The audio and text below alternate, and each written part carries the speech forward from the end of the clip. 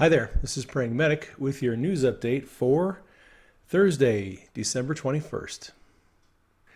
What is going on, all my friends? All right, so most of you are probably aware, the tax cuts are amazing. Tax cuts are already making corporate America they're just raining down money on their employees, bonuses and benefits. It's actually very cool. Even CNN and MSNBC are having to admit that they didn't expect the effects of the tax cuts to take effect. That's it. Brian Stelter actually tweeted out this morning that he and all of the other broadcasters on MSNBC and their affiliates, which are owned by Comcast, are going to be receiving $1,000 bonuses. And I'll just mention this real quick. If you are in Arizona and you want to help out Brendan Dilley, who is running for 8th District Congress, he could use some help. If you want to donate, you can go to Dilley2018.com. It's Dilley 2018.com. That's his campaign website. He needs donations. He also needs people to go out and walk the streets and knock on doors. That district is Peoria. It's the northwest Phoenix area, Sun City, and I think Wickenburg is in there. That whole area is District 8, and he needs people to help. So if anyone is interested, you can contact Brendan on his timeline. He's at HubLife, and you can see how you can help him. Brendan's a good dude. He had a really good scope this morning. If you didn't catch his scope this morning, I would definitely check it out. He did some coaching this morning. It wasn't just news. Brendan was in coaching mode, and he was really talking a lot about relationships and finding your purpose in life and finding your destiny. And I was very, very encouraged and blessed to listen to Brendan's scope this morning. It was pretty powerful. Brendan sometimes goes really deep, and I like that about him. So most of you know that the United Nations General Council had a vote to condemn the actions of the president to decide to declare and recognize Jerusalem as the capital and move our embassy.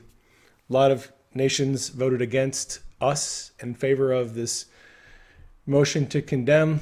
Nikki Haley basically said, you know what? No one's going to tell us where we're going to put our embassy. The American people have spoken, and if you don't like it, too bad. I love the job that Nikki Haley is doing as UN ambassador. Between Nikki Haley and Mick Mulvaney, I can't decide which one is my favorite cabinet member. Mulvaney is doing a great job in what he's doing. Nikki Haley is doing an outstanding job as UN ambassador. Her job is very difficult. And so I think those two people are doing great for the president and America. So not a whole lot of news there other than there was a little bit of some bad PR, but no big deal. In the Hollywood pedophile updates, Gary Goddard, who is the producer and writer of the series Masters of the Universe, has been accused by 8 former child actors of sexual abuse. So his career is probably coming to an end. Another big name Hollywood producer who is being outed. And we're going to see more of that in the future. Actually, Anthony Edwards was one of the child actors who accused him of basically sexually abusing him when he was a teenager. So, Hollywood's getting some more bad PR. And look, if you're a praying person, we need to be praying for darkness to be exposed. This is what most of us have been praying for. My friends, we've all been praying for darkness to be exposed for the last year or two. All the people that I know who are intercessors and prophetic people, they have all sensed that God's heart right now is to expose darkness and corruption, expose pedophilia, expose sexual abuse, and our prayers are being answered. It's all being exposed. It's coming out. So we need to keep praying into that. Jeff Sessions announced that he is directing his attorneys in the Attorney General's office in the Department of Justice to interview people in the FBI about Uranium One. Now, we know, I think it was a month ago, November 11th, I think, he wrote a letter to Congress letting them know that they were going to reopen a lot of old cases and try to determine if further investigation was required, if any of them needed special counsel, if any of them needed more resources. Included in that is the investigation into the Clinton Foundation, Uranium One, Comey's handling of the email investigation, a lot of those issues that people are concerned about. Sessions notified Congress they're reopening and looking into all of that. So the interesting news, now the mainstream media has sat on this news for about a month, and they haven't really wanted to report it. I mean, Fox News reported it, and Sarah Carter, John Solomon have reported it. There hasn't really been a whole lot more coverage other than that. And now today, the mainstream media is finally talking about Uranium One. You might ask yourself the question, why is the mainstream media now reporting on Uranium One when this is a story that broke 5 weeks ago? Why? Why now? Well, it could be that they know that there are going to be arrests and indictments soon. And what happens to the base of support, the people who follow CNN, NBC, ABC, and CBS? What happens if they get completely caught off guard and they don't realize why these people are being arrested? Because the media has never told them that this Uranium One thing was a big deal. So I think they're in a position now where we're probably going to see indictments and arrests coming soon. I think the liberal media doesn't have any choice now. They have to report it. They don't want to, but they have to because the arrests are coming. So that is something to think about. Another thing that's really interesting about this is a timing issue. I'm always looking at timing, and the timing of this, to me, is interesting because Robert Mueller's investigation is probably wrapping up. And Robert Mueller is one of the players who could potentially be hit with some fire in relation to this Uranium One thing, because Mueller was head of the FBI when the Uranium One scandal went down. When Uranium One was transferred to the Russian company Rosatom, Mueller was head of the FBI. Rod Rosenstein was U.S. attorney in Maryland, where the prosecution, there was a Russian guy who was prosecuted for bribery, kickbacks, and extortion. That happened in Rod Rosenstein's jurisdiction in Maryland. And there is this question in the minds of a lot of people, is Rosenstein going to be implicated? Because there should have been more people prosecuted, probably, and there weren't. So Rosenstein and Mueller both could potentially face some exposure to questioning at least, and maybe criminal investigation. And this is very bad timing for Mueller. As his investigation is coming to a close, now the spotlight is on Uranium One, and people are going to be questioning, what role did Mueller play in this Uranium One thing? The timing couldn't be worse for Mueller. His team is being exposed. His investigation is kind of falling apart. And now he has to deal with Uranium One hitting the newspapers again. So I find the timing very interesting. And the other issue is Rosenstein. I don't know what degree Rosenstein may or may not be involved in any wrongdoing. But if Rosenstein has some dirt that he needs to cover, this could potentially be an issue. People are going to ask questions about what his role was. So two people to keep in mind as things move forward. And one of the other things that is good to know about, I was reading I think it was the NBC. Let me double check. I don't want to lie about this. I think it was the NBC report that was talking about Uranium One this morning. Yeah, it was NBC. And of course, being who they are, they have one of their arguments, and they've quoted Hillary. Hillary said this whole thing has been debunked. It's an old investigation. It's over. There is no scandal. Her thing is it's all been debunked. Nothing to worry about. One of the objections that people have raised about this Uranium One thing is that Uranium One did not have a license to export uranium. Therefore, how could anyone accuse them of transferring uranium to Russia or any other country outside the US? Because Uranium One never was given a permit by the Nuclear Regulatory Commission to export uranium. Well, it's true that Uranium One didn't have an export license, but one of their vendors did. They subcontracted with Transport Logistics, and Transport Logistics has a license to export uranium. So it is very likely that uranium was being exported out of the country under this arrangement, and they kind of hid the paperwork. It took some very detailed investigative work to find that out. But anyway, that's just information that's good to know. So moving along to the question of why is Congress having all these closed hearings? Why don't they have open hearings?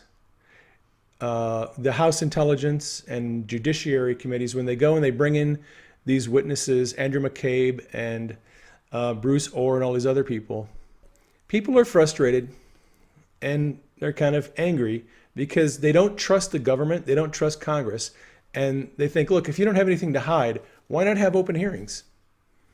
Why do they have to be closed? Well, I have a reason why I think they do that. Part of it is because there is classified information being discussed. You are correct. Members of Congress don't actually have security clearances. They don't need security clearance. Members of the Defense Intelligence Agency, the National Security Council, people who work in CIA and FBI, they need security clearances. Members of Congress don't get security clearances. If you are on a committee, an intelligence committee, whatever, you are assumed to have a right to know. So whatever classified information they need to present in these hearings, they can do that. You don't have to worry about a security clearance. But there is information that they talk about in these hearings that is classified. So if they're going to talk about classified information, they have to go to closed session because we don't have a right to know that stuff. That's number one. But more importantly, this is an investigation. Okay. The congressional committees are investigating potential crime. The people who testify are witnesses, and they're potentially targets and suspects. Now, let me ask you this. If you're doing an investigation, a criminal investigation, and you have 10 suspects who are all involved in a scheme, maybe that involves bribery, kickbacks, extortion, who knows, it's a scheme, and you have 10 different suspects, and you need to interview all of them and get statements from all of them. Do you put them all in the same room and interrogate them all at the same time and let all of them hear the testimony of the other suspects? No, you don't. Why do you not interrogate all of your suspects together in the same room? Because you want them, each individual, to testify privately, get their story, ask them questions, and then interrogate another suspect. And you match up their testimonies and you see if any of them are lying or if they're telling the truth. You take another suspect and you interrogate them privately. You take another suspect, interrogate them privately. That is how you determine if they're lying. If all of their stories match up or if all of their stories are inconsistent, that is how you determine whether they're telling you the truth. Now, think about this. If Andrew McCabe's hearings over the last 2 days, and he was testifying today, was publicly available, Jim Comey, Susan Rice, Eric Holder, Priestap, and all the other people, they could all be watching in and listening to the questions. They could hear his answers. If all of these hearings were public, they would know, the other people would know, the other witnesses would know exactly what McCabe said, and they would all line up their stories. So everyone's on the same page. You get them in a closed hearing because you need to interview them individually so that they don't have an opportunity to tell each other and get on the same page. That way, through sequential hearings, you find out who's lying and who's telling the truth, and about what issues. Now, here is where it takes a very interesting wrinkle. So there are different congressional committees. There is the House Intelligence, there is Senate Intelligence, there is House Judiciary, there is Senate Judiciary. Judiciary and House Intelligence both are involved with oversight of the Department of Justice and FBI. Okay. You have different committees with different people, and you can have those witnesses testify at multiple hearings with multiple panels that are asking different questions. This makes it very difficult to lie. If you are being asked questions by different committees at different times and you're lying, it's hard to lie consistently.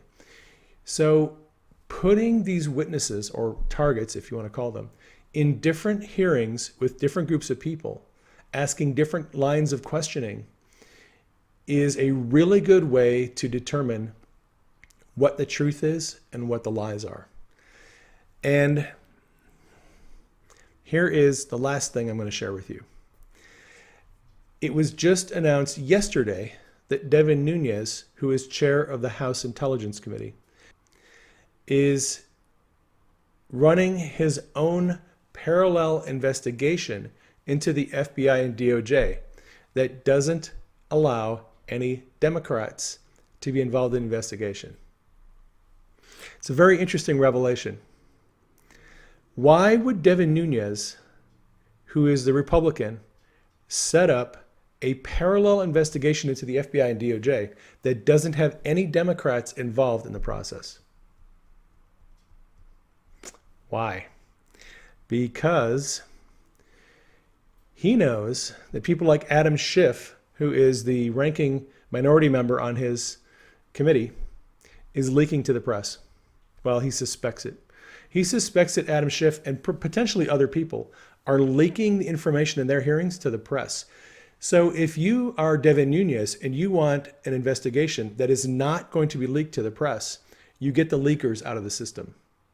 So Nunes is running his own investigation, and he's trying to make sure the leakers don't get in. So the information they're trying to get is not being leaked. I just find this incredibly interesting that, you know, there's all this deception and palace intrigue, and there's leaking and there's deception. And it's just, to me, it's just really, I find it fascinating. And it shows you how smart these people are. These people that are running these committees, they have thought this out and they've planned it, and it's strategic. The reason why there's multiple committees, multiple investigations, is because they need the people in the FBI and the DOJ who are being investigated. They're very smart. They're very wily, crafty people. And if you're going to get to the truth, you have to very methodically put this investigation together. So that's my analysis of why these hearings are going down the way they are. I don't think that they're pointless. I don't think that they are a waste of time and money. They're doing some very important work. It is a long, arduous process. We wish it was all over. But, you know, it is what it is. Yes, we need to keep praying. We need to keep praying that the truth would be exposed, the truth would come out, darkness exposed, that criminals would be prosecuted, and that the righteous will prevail. And Jeff Sessions is not sleeping. Jeff Sessions has never been sleeping. That is Jeff Sessions operating like a B-2 stealth bomber. Supposed to go quiet, undetected, and you don't want to draw any attention to yourself, especially in a highly politicized environment. You want everyone to think you are not paying attention at all. That's what you want. And Sessions has been playing his hand pretty well. So, all right, that is all I have for you today. Oh, wait, hang on a second. I got one more thing. Chad Pergram, our buddy up on Capitol Hill. Okay, this is the government shutdown. Just want to give you a real quick thing. Chad is on Capitol Hill. He is following the vote to avoid a government shutdown. Democrats have been insisting they want DACA included in the continuing resolution, and they have dropped that because they want to get out of Washington for Christmas. So that has been taken off the table. House of Representatives has approved an interim spending bill to avoid a government shutdown and fund the government through January 19th by a 231 to 188 vote. Spending bill also includes a few extras for the military, children's health insurance, reauthorization of domestic spying programs, so the 702 did make it through January 19th, and a pay-go waiver. The later would mean the president signs the tax bill into law tomorrow. So they are going to reauthorize the 702, the children's health insurance, but this only gets them through for another month. So they have to, in 30 days, we're going to be at this process again where there may be a government shutdown, and they have to iron out some of this stuff. By the way, the FISA 702 does not sunset, I think, until April. So the House is now voting on an $81 billion disaster funding measure. So there won't be a government shutdown. The House has passed their end of it. It'll go to the Senate for a vote tonight. Senate will vote on the bill to fund the government through for another month, and then they'll all bolt out of Washington and they'll go home for Christmas. So there won't be a government shutdown. That's the good news. All right, I'm going to get out of here. As always, thank you for tuning in. If you would like more news and commentary, you can go to freedomnewsproject.com. I have a lot of video news and commentary there from Rush Limbaugh, from a lot of conservative commentators. Mark Levin, Hannity is on there. Laura Ingraham is on there. And I have my own videos posted there, my YouTube videos. freedomnewsproject.com. Thanks for tuning in. Catch y'all later. I love you. You're amazing. This is Praying Medic out.